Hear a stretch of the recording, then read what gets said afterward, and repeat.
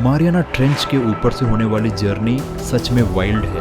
अगर अचानक ओशन का सारा पानी इवोपरेट हो जाए तो आपका शिप पूरे 10.9 किलोमीटर नीचे गिर जाएगा।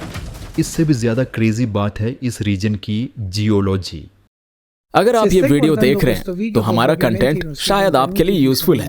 फिर भी आप में से कई लोग अभी तक चैनल को सब्सक्राइब नहीं हैं। सब्सक्राइब करना हमारे काम को सपोर्ट करने का सबसे सिंपल तरीका है और हमारे अगले टेक्निकल और इंस्ट्रक्शनल वीडियो मिस नहीं होंगे। इसमें सिर्फ एक क्लिक लगता है, लेकिन हमारे लिए इसका बहुत फर्क पड़ता है। सब्सक्राइब करें और कम्युनिटी का हिस्सा बने, क्योंकि साथ मिलकर हम इंडस्ट्रियल नॉलेज शेयर करते हैं। Thank you. अर्थ ने यहाँ इतनी स्टीप और डीप जियोमेट्री आखिर बनाई कैसे? अब एक सरप्राइजिंग फैक्ट सुनिए। इस डीपेस्ट पॉइंट से लगभग 200 किलोमीटर ईस्ट में ट्रेंच के बिल्कुल पैरेलल 15 आइलैंड्स की एक चेन है, जिसे मारियाना आइलैंड्स कहा जाता है। एक तरफ डीप ट्रेंच और दूसरी तरफ आइलैंड्स का पूरा ग्रुप। अब बताइए, आप गेस कर सकते हैं कि मारियाना ट्रेंच कैसे बना होगा? हाँ, आप बिल्कुल सही हैं। इसका एक ही पॉसिबल रीज़न है, दो टेक्टोनिक प्लेट्स का कलिशन। खास तौर पर जब एक हाईली डेंस प्लेट किसी लेस डेंस प्लेट से टकराती है। चलिए इस क्रूशल प्रोसेस को थोड़ा डिटेल में समझते हैं। मिलियंस ऑफ ईयर्स पहले वेस्टवर्ड मूव कर रही मासिव पैसिफिक प्लेट छोटी मेरिना प्लेट से टकराई। टकराने के बाद पैसिफिक प्लेट को बेंड होकर हल्की और ज्यादा बॉयंट मेरिना प्लेट के नीचे डाइव करना पड़ा। इस मोशन के दौरान आप देख सकते हैं कि पैसिफिक प्लेट अंदर की ओर मुड़ती है और नीचे की तरफ ट्रैवल करती है, जिसकी वजह से वो बहुत स्टीप एंगल पर सिंक करती जाती है। मारियाना ट्रेंच इसी कलिजन का एग्जैक्ट फिजिकल लोकेशन है।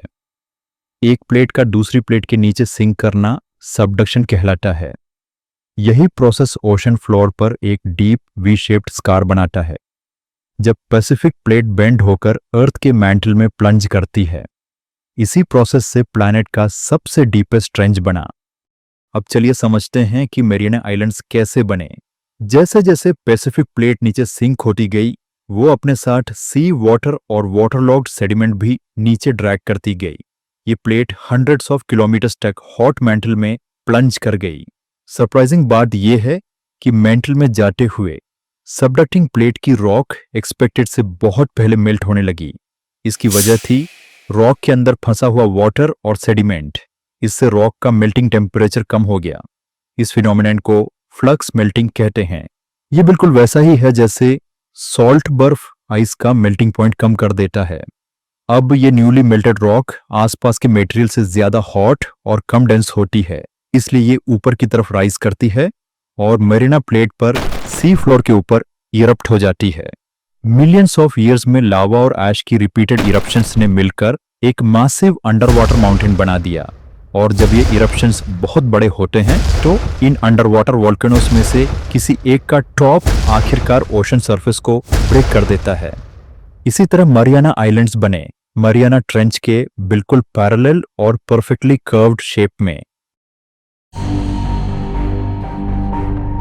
मारियाना ट्रेंच के सदर्न एंड पर एक अनयूजुअली डीप पॉइंट है जिसे चैलेंजर डीप कहा जाता है। लेकिन ट्रेंच के बाकी हिस्सों के मुकाबले ये रीजन अचानक इतना डीप क्यों है? साइंटिस्ट्स का मानना है कि ट्रेंच के सदर्न एंड पर सबडक्टिंग प्लेट एक्चुअली टियर हो गई। इसकी वजह से उस हिस्से को बाकी प्लेट एरिया से मिलने वाला सपोर्ट खत्म हो गया। साइड सपोर्ट के बिना ये thrown portion practically free fall में मैंटल के थ्रू नीचे जा रहा है। ये नॉर्मल सबडक्शन जोन्स के मुकाबले कहीं ज्यादा स्टीप और ऑलमोस्ट वर्टिकल एंगल पर सिंक कर रहा है। इसी स्टीप वर्टिकल ड्रॉप की वजह से ट्रेंच के फ्लोर पर एक बहुत ज्यादा डीप वी शेप बन जाती है और यही चैलेंजर डीप को इतना एक्सट्रीम डेप्थ देता है। अब टाइम है वीडियो के एक एक्साइटिंग फेज में जाने का। मारियाना ट्रेंच के चैलेंजर डीप तक हुई ह्यूमन एक्सपीडिशंस और वो एक्सट्रीम टेक्नोलॉजीज जो उन्होंने यूज की। सबसे पहली एक्सपीडिशन 1960 में हुई थी जाक पिकार और लेफ्टिनेंट डॉन वॉल्श द्वारा। उन्होंने एक इंटरेस्टिंग वेसल टेक्नोलॉजी यूज की थी। उसका डिजाइन बाथिस्केप वाला था। इसमें दो मेन कंपोनेंट्स थे, ऊपर एक ह्यूज बॉयंट फ्लोट और नीचे एक छोटी क्रूज स्फीयर। बॉयंसी अचीव करने के लिए आप कंप्रेस्ड एयर यूज नहीं कर सकते क्योंकि वो क्रश हो जाएगी। इसलिए ट्रिएस्ट ने एक massive 15 metre long thin walled float use किया जिसमें 3,20,000 लीटर एविएशन गैसोलीन भरा हुआ था। क्योंकि गैसोलीन पानी से हल्का होता है, ये क्राफ्ट को ऊपर उठाने के लिए ज़रूरी पॉजिटिव बॉन्ड्सी देता है। इस वेसल में एक जीनियस टेक्निक भी थी जिससे गैसोलीन का प्रेशर आसपास के सी वाटर के प्रेशर के बराबर रखा जाता था। जैसे जैसे वेसल नीचे उतरती थी, इस पाइप के थ्रू इंजीनियर्स सी वाटर को अंदर आने देते थे। वाटर डेंसर होता है इसलिए वो हमेशा नीचे सेटल हो जाता है और ऑब्वियसली गैसोलीन के साथ मिक्स नहीं होता। वाटर का हाई प्रेशर पुश गैसोलीन का प्रेशर भी बढ़ा देता था। इस तरह पूरी जर्नी के दौरान ये इंश्योर किया गया कि ओशन का प्रेशर और वेसल के अंदर का प्रेशर सेम रहे। इस डिज़ाइन का नेक्स्ट मेन पार्ट है स्फीयर यानी क्रू कैबिन। वेसल का यही एक पार्ट था जिसे सच में प्रेशर को रेजिस्ट करना था। ये स्फीयर असल में एक फोर्ट्रेस जैसा था जिसमें 13 centimetre thick forged high strength steel इस्तेमाल हुआ था।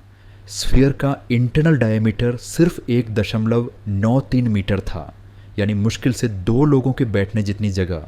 नीचे जाने के लिए क्रू ने टैंक्स में पानी भर दिया और 2 बड़े हॉपर्स में रखे गए 9 टन्स आयरन पेलेट्स साथ ले गए जिन्हें इलेक्ट्रोमैग्नेट से पकड़ा गया था।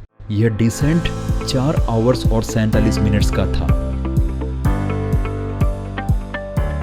क्रू ने बॉटम पर सिर्फ 20 मिनट्स बिताए और फेमस तौर पर एक फ्लैट फिश ऑब्जर्व की। मरीन बायोलॉजिस्ट को अब डाउट है कि ये सी क्यूकम्बर हो सकता है।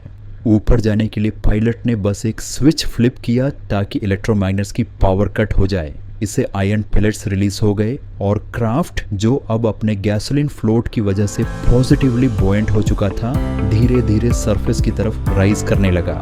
यह असेंट 3 आवर्स और 15 मिनट में पूरा हुआ। दूसरी बार यह कारनामा 52 साल बाद हुआ और वह भी किसी और ने नहीं बल्कि जेम्स कैमरन ने। वह चैलेंजर डीप के बॉटम तक अकेले पहुंचने वाला पहला इंसान बनना चाहते थे। इसके लिए बनाया गया नया वेसल डीप सी चैलेंजर पूरी तरह से एक नया रीथिंक था। इसे इस तरह डिजाइन किया गया था कि यह तेजी से डिसेंड और असेंड कर सके ताकि बॉटम पर ज्यादा से ज्यादा समय बिताया जा सके।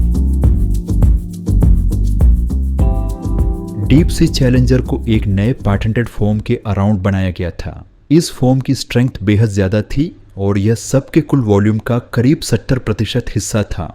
हैरानी की बात यह थी कि यही मटेरियल सबको फ्लोट करने में भी मदद करता था। यह पानी से भी हल्का था और यहाँ तक कि गैसोलीन से भी हल्का। असल में रिसर्चर्स को ISO फ्लोट नाम का एक बिल्कुल नया फोम डेवलप करना पड़ा क्योंकि चैलेंजर डीप के ज़बरदस्त प्रेशर को झेलने में सारे एग्जिस्टिंग फोम्स फेल हो गए थे। यह फोम सिर्फ सबके अंदर नहीं था बल्कि यही सबकी मेन स्ट्रक्चर था। इस डिज़ाइन में एक स्फीयर भी शामिल था। क्योंकि कैमरन एक सोलो पायलट थे इसलिए यह स्फीयर काफ़ी छोटा रखा जा सकता था। यह सिस्टम भी उसी बॉलिस्ट प्रिंसिपल पर काम करता था लेकिन मॉडर्न टेक्नोलॉजी के साथ। इस सब में 450 किलोग्राम स्टील का बालस्ट वेट था। ट्राइस्ट सिर्फ ऊपर नीचे जा सकता था लेकिन चैलेंजर में 12 powerful oil field electric thrusters थे जो सी फ्लोर पर फुल 3D मोबिलिटी देते थे। इसका डिसेंट सिर्फ 2 आवर्स और 36 मिनट्स में पूरा हो गया।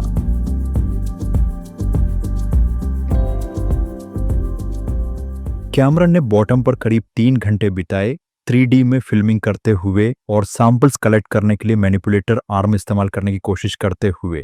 क्या उन्होंने सच में मैनिपुलेटर आर्म का इस्तेमाल किया? खैर, सक्सेसफुल मिशन होने के बावजूद यह टीम के लिए एक बड़ा लेट डाउन था। मारिना ट्रेंच के क्रशिंग प्रेशर की वजह से एक हाइड्रोलिक लाइन डैमेज हो गई। यही हाइड्रोलिक लाइन उस रोबोटिक मैनिपुलेटर आर्म को कंट्रोल कर रही थी जिसे रॉक्स कलेक्ट करने के लिए बनाया गया था। कैमरन उस आर्म को ऑपरेट नहीं कर पाए और इस वजह से वह मैरियाना ट्रेंच से रॉक्स कलेक्ट नहीं कर सके। मैरियाना ट्रेंच की डिस्कवरी वाकई हैरान कर देने वाली है। 1875 में HMS चैलेंजर के क्रू ने एक ऐसा ओशन देखा जिसका बॉटम जैसे खत्म ही नहीं हो रहा था। 23 मार्च 1875 को यह शिप वेस्टर्न पैसिफिक में गुआम के साउथ वेस्ट में सेल कर रही थी। क्रू ने एक रूटीन साउंडिंग करने के लिए जहाज रोका। यह समुद्र की गहराई नापने का एक प्रिमिटिव तरीका था, जिसमें एक वेटेड रोप को ओशन में नीचे छोड़ा जाता था। जैसे जैसे रोप नीचे जाती गई, वह जाती ही रही और जाती रही। आखिरकार 8,144 मीटर लंबी रोप छोड़ने के बाद वेट बॉटम से टकराया। क्रू हैरान रह गए। उन्होंने उस समय इंसान को पता ओशन का सबसे डीप पॉइंट खोज लिया था। यह ट्रेंच 75 साल से भी ज्यादा समय तक एक रहस्य बनी रही। 1951 में HMS चैलेंजर 2 ने इस जगह को फिर से विजिट किया, लेकिन इस बार इको साउंडिंग टेक्नोलॉजी के साथ। उन्होंने लगभग 11,000 मीटर्स की डेप्थ रिकॉर्ड की। इसी वजह से धरती के सबसे डीपेस्ट पॉइंट का नाम HMS चैलेंजर 2 को ट्रिब्यूट देने के लिए चैलेंजर डीप रखा गया। मरियाना ट्रेंच के बॉटम पर प्रेशर 1086 बार से भी ज्यादा है, लगभग 1000 गुना ज्यादा देन एटमॉस्फेरिक प्रेशर। ये ऐसा है जैसे कोई एलिफेंट आपके थंब पर खड़ा हो। इतनी गहराई में सनलाइट बिल्कुल नहीं पहुंचती और पानी हमेशा फ्रीजिंग के करीब ही रहता है, आमतौर पर 1 डिग्री सेल्सियस से 4 डिग्री सेल्सियस के बीच। इस जगह पर लाइफ लगभग इम्पॉसिबल लगती है, लेकिन ओह, क्या आपने देखा ट्रेंच के अंदर एक अजीब दिखने वाली फिश? यह मरियाना स्नेल फिश है, जो ट्रेंच की अनडिस्प्यूटेड स्टार है और अब तक डिस्कवर की गई सबसे डीप लिविंग फिश है। इन फिशेस को 8,178 मीटर्स की डेप्थ पर भी स्विमिंग करते देखा गया है। सबसे डीप पॉइंट चैलेंजर डीप में ज्यादातर जीवन माइक्रोब्स और जाइंट सिंगल सेल्ड अमीबा से भरा है, जिन्हें क्सिनोफोर्स कहा जाता है। जो मारियाना स्नेल फिश हमने देखा, वे हादल जोन में रहती हैं। मारियाना स्नेल फिश छोटे श्रिम्प लाइक क्रस्टेशियंस को खाती हैं।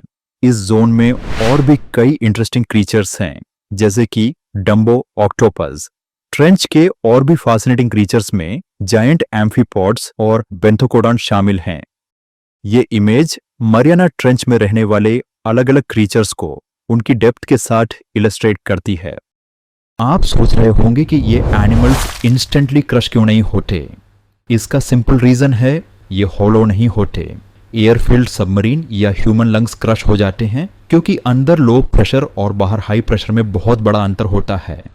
लेकिन डीप सी क्रीचर्स लगभग पूरी तरह से पानी से बने होते हैं। उनके शरीर के अंदर और बाहर प्रेशर बराबर होता है, इसलिए उन पर कोई नेट फोर्स नहीं पड़ता जो उन्हें क्रश कर सके। इसका मतलब यह भी है कि इन क्रीचर्स में ह्यूमन लंग्स जैसी कोई गैस फिल्ड स्पेसेस नहीं होती। अगर होती तो वे तुरंत कंप्रेस होकर कोलैप्स हो जाते। आप सोच रहे होंगे कि ये क्रीचर्स बिना लाइट के कैसे नेविगेट कर पाते हैं। ये अपनी साइट के अलावा अन्य सेंसेस पर हेवीली रिलाई करते हैं। इनमें से कई के पास हाईली डेवलप्ड लैटरल लाइंस होते हैं। ये ऐसे ऑर्गन्स हैं जो पानी में छोटे चेंजेस इन प्रेशर और वाइब्रेशंस को सेंस कर सकते हैं। इसके जरिए ये पास में चल रहे प्रीडेटर या प्री को डिटेक्ट कर लेते हैं। मारियाना ट्रेंच की गहराई को समझने के लिए इस इमेजिनरी कंपैरिजन को देखिए। माउंट एवरेस्ट की हाइट 8,849 मीटर है। यह पृथ्वी का सबसे ऊंचा पॉइंट है। अगर आप माउंट एवरेस्ट को बेस फर्स्ट लेकर चैलेंजर डीप में रख दें तो उसका समिट पानी की सरफेस को भी पार नहीं करेगा। एवरेस्ट की पीक पानी की सरफेस से 2 किलोमीटर से भी ज्यादा नीचे होती। इंटरनेट पर यह वाइड स्प्रेड स्पेकुलेशन है कि Mariana Trench rare earth minerals का ट्रेजर है, लेकिन सच ये है कि मैरियाना ट्रेंच में अभी तक कोई significant deposit of rare earth minerals publicly identify नहीं हुआ है जिसे माइनिंग के लिए इस्तेमाल किया जा सके। Deep sea rare earth minerals के बारे में जो डिस्कशन होती है वह अक्सर पैसिफिक ओशन के अन्य हिस्सों पर फोकस्ड रहती है, खासकर 4000 से 6000 मीटर्स की डेप्थ पर। उदाहरण के लिए मिनामिटोरी आइलैंड और Clarion Clipperton zone. Minamitori island Japan का एक्सक्लूसिव इकोनॉमिक जोन है। यहाँ रेयर अर्थ एलिमेंट से रिच मड का एक मासिव डिपॉजिट कंफर्म किया गया है। क्लैरियन क्लिपर्टन जोन हवाई और मैक्सिको के बीच पैसिफिक ओशन फ्लोर का एक विशाल एरिया है जो पॉलीमेटालिक नोड्यूल्स से भरा हुआ है। ये पोटैटो साइज के रॉक्स मैंगनीज, निकल, कोबाल्ट और कॉपर में रिच हैं और इनमें रेयर अर्थ एलिमेंट्स भी पाए जाते हैं। लेकिन ध्यान देने वाली बात यह है कि मिनामिटोरी आइलैंड और क्लैरियन क्लिपर्टन जोन दोनों ही अभी एक्सप्लोरेशन, टेस्टिंग और रेगुलेटरी फेसेस में हैं। कमर्शियल स्केल माइनिंग अभी किसी भी लोकेशन पर शुरू नहीं हुई है। साइंटिस्ट ने मारियाना ट्रेंच के कई मिस्ट्री सॉल्व कर दिए हैं, लेकिन एक मिस्ट्री अभी भी बनी हुई है। क्या मारियाना ट्रेंच एक वाटर थीफ की तरह काम कर रही है? मिस्ट्री ये है, यूनिवर्सिटी ऑफ वॉशिंगटन और स्टोनी ब्रुक यूनिवर्सिटी के रिसर्चर्स ने टेक्टोनिक प्लेट्स की मूवमेंट को डिटेल में स्टडी किया। उन्होंने खासकर उस हाइड्रेटेड रॉक का एनालिसिस किया जो मैंटल की तरफ सिंक हो रही है। उनके स्टडी से पता चला कि हाइड्रेटेड रॉक ओशन फ्लोर के नीचे 32 किलोमीटर तक फैली हुई है। उनके कैलकुलेशंस ने यह साबित किया कि मैंटल में अब तक सोचे गए से 3 गुना ज्यादा पानी पेनिट्रेट हो रहा है और यह पानी समहाउ ओशन में वापस पहुंचना चाहिए। लेकिन सी लेवल्स काफी लंबे समय तक रिलेटिवली स्टेबल रहे हैं। इसका मतलब यह है कि इसे सिर्फ वोल्केनिक इरप्शन ही बैलेंस कर सकते हैं। यहाँ समस्या ये है कि स्टडीज शो करती हैं कि वोल्केनिक इरप्शन से निकलने वाला पानी मैंटल में स्वॉलोड पानी के मुकाबले बहुत कम है। तो बाकी का पानी कहाँ जाता है? यह मिस्ट्री अब भी साइंटिस्ट के लिए अनसॉल्वड है। अगर आप देखना चाहते हैं कि मारियाना ट्रेंच कितनी गहरी है तो इस इंटरेस्टिंग एनिमेशन को जरूर देखें।